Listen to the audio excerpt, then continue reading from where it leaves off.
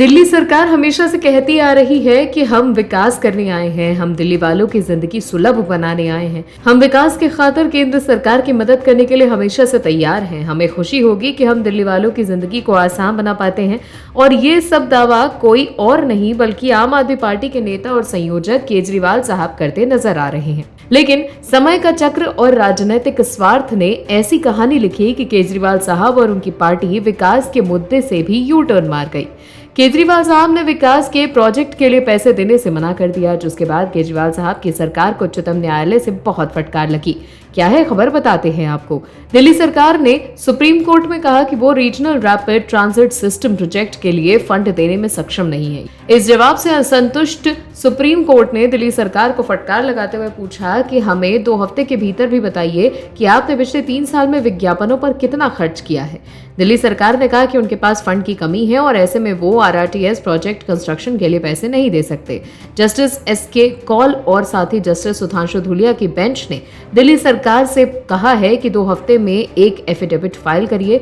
इसमें पिछले 3 financial years के दौरान एडवर्टाइजमेंट्स पर किए गए खर्च की डिटेल होनी चाहिए। बेंच ने कहा कि आप चाहते हैं कि हम ये देखें कि आपके किस फंड का इस्तेमाल कहां पर किया गया है। विज्ञापन के लिए रखा गया हर फंड इस प्रोजेक्ट में लगाया जाना चाहिए।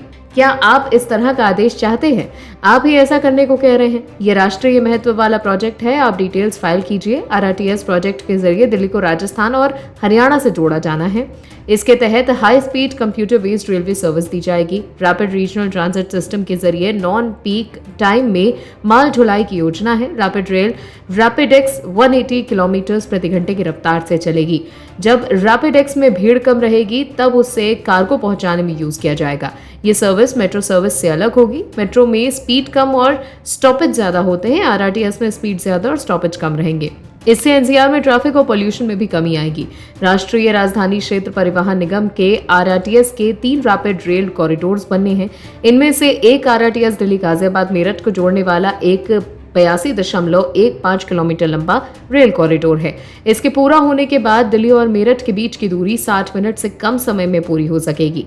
इस प्रोजेक्ट की अनुमानित लागत $3,749 मिलियन है। तो आपने देखा कैसे केजरीवाल सरकार को सुप्रीम कोर्ट ने फटकार लगाते हुए एक्सपोज कर दिया। और भी वीडियोस देखने के लिए चैनल को सब्सक्राइब करें और बेल आइकन को दबाएं।